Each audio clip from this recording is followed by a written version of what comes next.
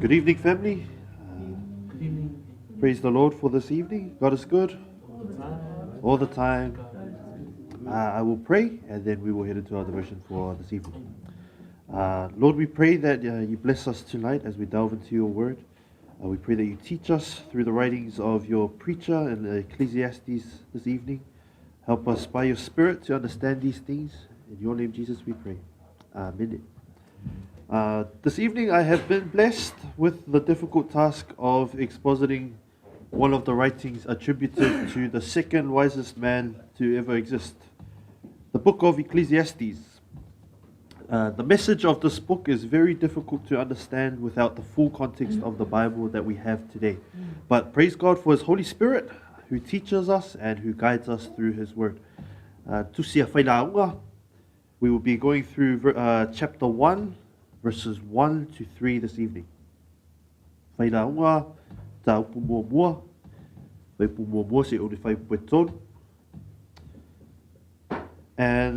the book of Ecclesiastes is one of the wisdom books of the Old Testament, traditionally attributed to King Solomon, who refers to himself as the preacher, the teacher, or in Hebrew, Koheleth.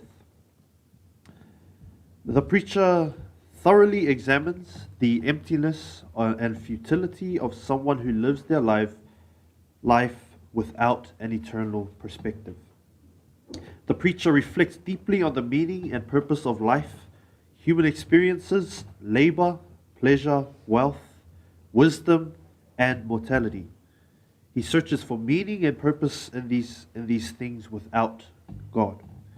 And in the conclusion of this book, he puts these temporary things in their place. If we can read through Ecclesiastes chapter 1, verses 1 through to verse 3 in English first, and then in Samoan.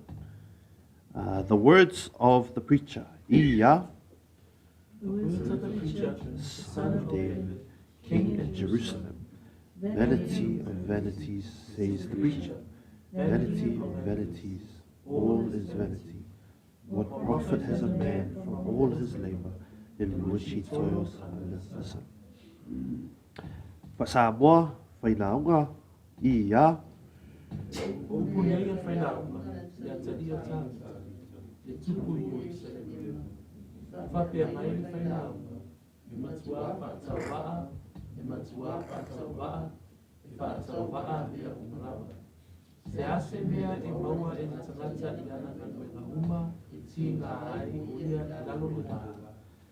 Praise God for the reading of His Word. Verse 1. The words of the preacher, the son of David, king in Jerusalem. Here Solomon introduces himself as the author of the book. The words of the preacher, in Hebrew, Koheleth.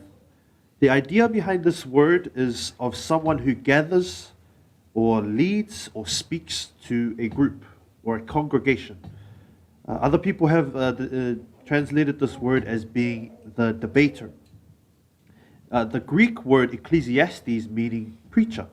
It's an attempt to give life to this idea of someone who gathers people. This idea shows that there is a message that the author wishes to share with the masses, with the people. Throughout his lifetime of searching and seeking, there is a truth that he wants to share. There is a point that he wants to share. This being the son of David, king of Jerusalem. What is that message that he wishes to share? Vanity of vanities, says the preacher. Vanities of vanities. All is vanity. Solomon begins with what he has concluded, with the truth that he has sought out. From his search in life and the wisdom he has acquired, he concludes that everything is utterly worthless. Here we get the famous word, the famous line, vanity. The word is repeated 38 times throughout this book. Vanity, vanity, vanity. In the Oxford Dictionary, it's described as the quality of being worthless or futile. And here, the writer writes, the preacher writes, vanity of vanities. There's a deep sense of worthlessness from this perspective of somebody who does not have relationship with God. All is vanity. The Hebrew word for vanity, or in the NIV, meaningless, is hevel. Hevel, hevel, hevel, which literally means vapor or breath. It's not necessarily that life has no purpose, but that it's fleeting, temporary, or elusive. Like vapor, it slips through your fingers no matter how tightly you try to grasp it.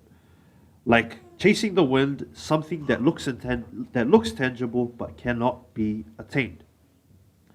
The preacher doesn't sugarcoat life. He's brutally honest. He sees the cycles of nature repeating, people living and dying, generations coming and going, yet the world remains the same. This still applies to this day. Our jobs, our grades, achievements, possessions can vanish in a moment. Even our happiness at times will fade into memories.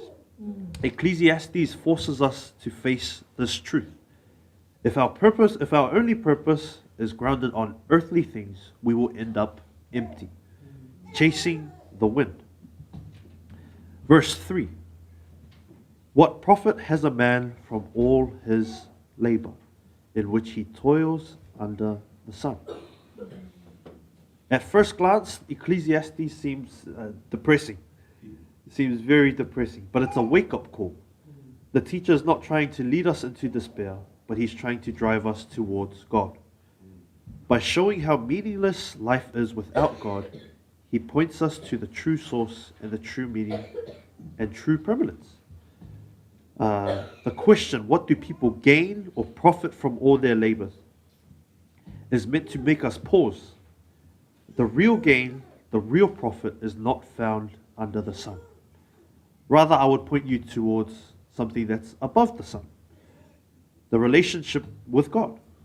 All good things that we work for, that we toil for, that we try to achieve is vanity before God. Solomon concludes the end of his book, Ecclesiastes chapter 12. Fear God and keep his commandments. This is the ultimate answer to his question that he puts here. David recognizes this as well, the same truth in his Psalms. And I want us to turn to Psalm 16, verse 2. Salamo se fulmareono fayupuelua. This is David recognizes the same thing in his own life. All is useless without God. We can read first in the English from Mole. O my soul, iya. O my soul, you have said to the Lord, You are my Lord. My goodness is nothing apart from you. Samoa, iya.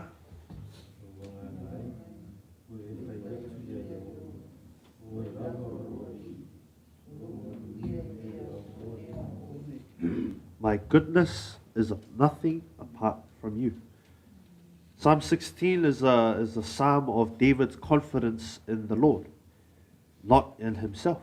And he says, my goodness is nothing apart from you.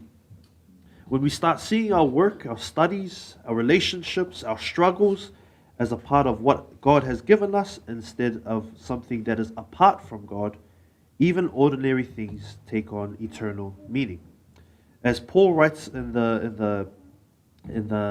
his letter to the church of Corinth, 1 Corinthians 15, verse 58, your labor in the Lord is not in vain. An application for us tonight. I would like to read 1 Corinthians chapter 15, verse 56, and give us a little bit of context towards verse 58. The sting of death is sin, and the power of sin is the law. But thanks be to God, He gives us the victory through our Lord Jesus Christ. Therefore, my dear brothers and sisters, stand firm. Let nothing move you. Always give yourselves fully to the work of the Lord, because you know that your labor in the Lord is not in vain. Without God, life is ultimately useless. The purpose of this life is useless. Our life in relationship with God and our walk with Christ ultimately gives us gives our lives meaning. The importance of having relationship with God, believing according to the scriptures in the death, burial, and resurrection of Jesus Christ, turning away from sin and revering God because all else is utterly worthless and vanity.